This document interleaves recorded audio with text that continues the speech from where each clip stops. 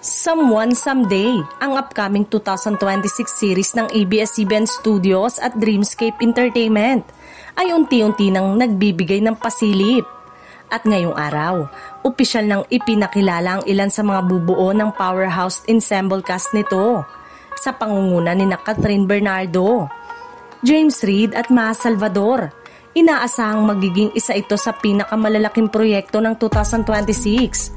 Romance, drama at bagong tambalan na siguradong gugulantang sa primetime landscape. Halatang super excited si James sa kanilang serye ni Catherine.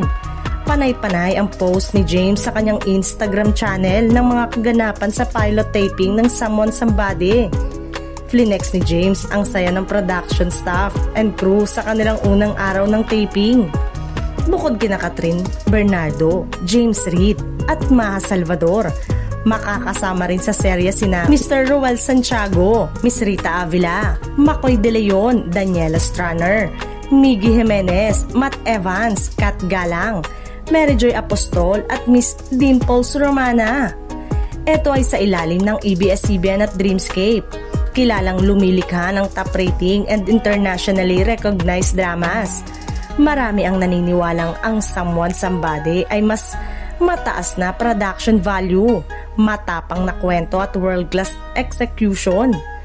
Trending din ang hashtag na Catreed dahil sa nakakaintrigang tambalan ni Catherine at James, isang pairing na first time mabibigyan ng full series spotlight.